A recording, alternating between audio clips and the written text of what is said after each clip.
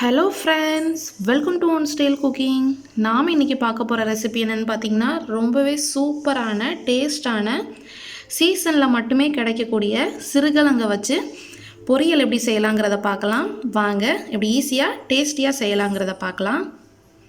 வீடியோக்குள்ளே போகிறதுக்கு முன்னாடி கீழே உள்ள ரெட் கலர் சப்ஸ்கிரைப் பட்டனை கிளிக் பண்ணுங்கள். கூடவே பக்கத்தில் உள்ள பெல் ஐக்கானையும் கிளிக் பண்ணுங்கள். அப்போ தான் நான் போடுற வீடியோ எல்லாமே உடனுக்குடன் உங்களுக்கு தெரிய வரும். வாங்க இப்போ வீடியோக்குள்ளே போகலாம். இப்போ சிறுகிழங்கு பொரியல் எப்படி பண்ணலாங்கிறத பார்க்கலாம். ஸோ சிறுகிழங்கு பார்த்திங்கன்னா இந்த மாதிரி தான் உங்களுக்கு இருக்கும். ஸோ இது வந்து பார்த்திங்கன்னா இப்போ நம்மளுக்கு சீசன் வந்திருக்கு. தை மாதம் டைமில் நம்மளுக்கு இதோட சீசன். ஸோ இதை பார்த்திங்கன்னா ரொம்பவே சூப்பராக இருக்கும்.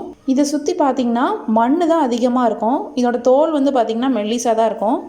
ஸோ இந்த சிறுகிழங்கை பார்த்திங்கன்னா நல்லா ஒரு 10 நிமிஷம் நல்லா ஊற வச்சிங்கன்னா உங்களுக்கு அந்த மணல்லாம் பார்த்திங்கன்னா உங்களுக்கு ஈஸியாக வந்துடும். ஸோ 10 நிமிஷம் ஊறினதுக்கப்புறம் நல்லா ஒரு 2 டைம் வாஷ் பண்ணி எடுத்துக்கோங்க. ஸோ இப்போ நல்லா அந்த மணல்லாம் நல்லா கழுவி 2 டைம் அலசி எடுத்தாச்சு. இப்போ இதோட தோலை வந்து நம்ம நீக்கி எடுக்கணும். ஸோ இந்த தோலை வந்து பார்த்திங்கன்னா நம்ம ஸ்பூன் இருக்குல்ல, ஸ்பூனோட பேக் சைடை வச்சு இந்த மாதிரி லைட்டாக பண்ணால் கூட உங்களுக்கு தோல் வந்து நம்மளுக்கு ஈஸியாக வந்துடும். சில பேர் பண்ணுவாங்க வேக வச்சு அதுக்கப்புறம் தோல் உரிப்பாங்க. ஸோ அந்த மாதிரி கூட பண்ணலாம். ஸோ இந்த மாதிரி நம்ம தோலை நீக்கிட்டு அதுக்கப்புறம் நம்ம குக் பண்ணோன்னா அது ரொம்ப நல்லாயிருக்கும். ஸோ இந்த மாதிரி பண்ணனா ஒரு துணி வச்சு கூட நம்ம இந்த மாதிரி உரசி எடுத்துடலாம். இல்லை நீங்கள் கத்தி வச்சு கூட இந்த தோலெல்லாம் நம்ம நல்லா ரிமூவ் பண்ணிடலாம். இந்த சிறுகிழங்கை இப்போ நல்லா க்ளீன் பண்ணி நல்லா கட் பண்ணி வச்சாச்சு. ஸோ இப்போ குக் பண்ண ஆரம்பிச்சிடலாம். இப்போ ஒரு பாத்திரத்தில் தண்ணி வச்சு இதில் கொஞ்சம் உப்பு சேர்த்துருங்க. உப்பு சேர்த்து நம்ம வேக வச்சாதான் அந்த கிழங்குல வந்து பார்த்திங்கன்னா உப்பு பிடிக்கும். அதனால் கொஞ்சம் உப்பு சேர்த்துடலாம். கூடவே கொஞ்சம் மஞ்சள் தூள் சேர்த்துக்கலாம். இதெல்லாம் சேர்த்து நல்லா மிக்ஸ் பண்ணி விட்டு இப்போ கிழங்கு சேர்த்துடலாம். கிழங்கை வந்து கட் பண்ணதும் தண்ணியில் போட்டு வச்சுருங்க. ஸோ இல்லைனா வந்து கலர் சேஞ்ச் ஆயிரும். ஸோ நம்ம எப்போ வேக வைக்கிறோமோ அந்த டைமில் மட்டும் நம்ம தண்ணியை வடிச்சிட்டு சேர்த்துக்கோங்க.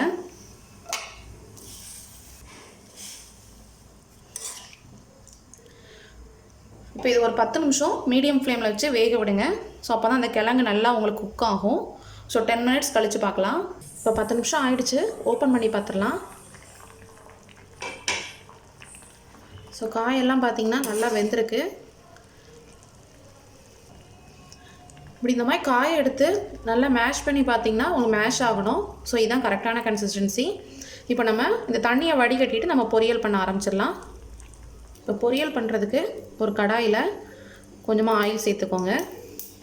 ஆயில் சூடானதும் கடுகு சேர்த்துடலாம். கூடவே 2 கருவேப்பிலை சேர்த்துடலாம். இப்போ இதில் வெங்காயம் சேர்த்துக்கலாம். சின்ன வெங்காயம் சேர்த்திங்கன்னா ரொம்ப டேஸ்ட்டாக இருக்கும்.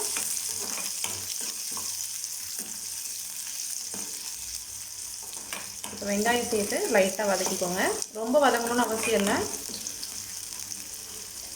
இப்போ இந்த அளவுக்கு வதங்கினா போதும். இந்த ஸ்டேஜில் நம்ம வேக வச்சு வச்சுருக்கோம்ல சிறுகிழங்கு, அதை சேர்த்துடலாம்.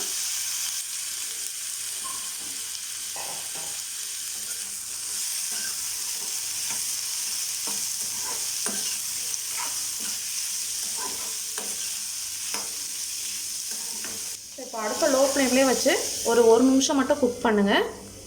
இப்போது இதுக்கான மசாலா ரெடி பண்ணிடலாம். ஸோ நான் கிழங்கு கம்மியாக எடுத்தனால கொஞ்சமாக தேங்காய் எடுத்திருக்கேன். காரத்துக்கு 2 பச்சை மிளகாய் மட்டும் எடுத்திருக்கேன். நீங்கள் காஞ்ச மிளகானாலும் எடுத்துக்கலாம். கொஞ்சம் ஒரு அரை டீஸ்பூன் போல் ஜீரகம். ஸோ இதெல்லாம் சேர்த்து தண்ணி சேர்க்காமல் குறைன்னு அரைச்சி எடுத்துக்கோங்க. ஸோ பார்த்திங்கன்னா இந்தளவுக்கு நல்லா அரைச்சி எடுத்தாச்சு. இப்போ நம்ம இதை பொரியலில் சேர்த்துடலாம்.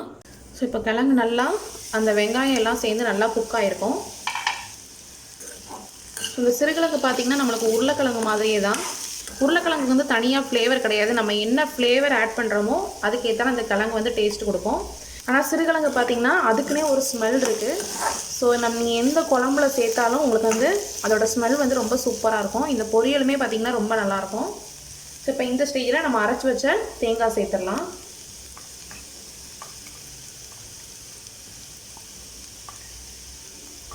இது கூடவே கொஞ்சமாக உப்பு சேர்த்துக்கோங்க.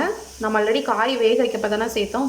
ஸோ இப்போ நம்ம இந்த தேங்காய் அந்த மசாலா எல்லாத்துக்கும் சேர்த்து கொஞ்சமாக உப்பு சேர்த்துக்கலாம். ஸோ இந்த சிறுகிழங்கு வந்து இந்த சீசன் டைமில் தான் கிடைக்கும். ஸோ அதை மறக்காமல் வாங்கி யூஸ் பண்ணி பாருங்கள். இந்த பொரியல் மட்டும் இல்லாமல் சிறுகிழங்கு வச்சு நிறையா ரெசிபி பண்ணலாம்.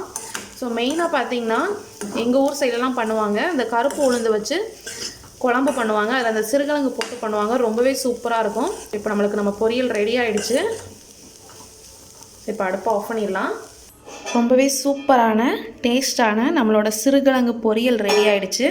ஸோ நீங்களும் உங்கள் வீட்டில் இந்த ரெசிபி ட்ரை பண்ணி பாருங்கள். இந்த ரெசிபி பிடிச்சிருந்துச்சுன்னா நம்ம சேனலை லைக் பண்ணுங்கள், ஷேர் பண்ணுங்கள், சப்ஸ்கிரைப் பண்ணுங்கள், மறக்காமல் கமெண்ட் பண்ணுங்கள். தேங்க்யூ.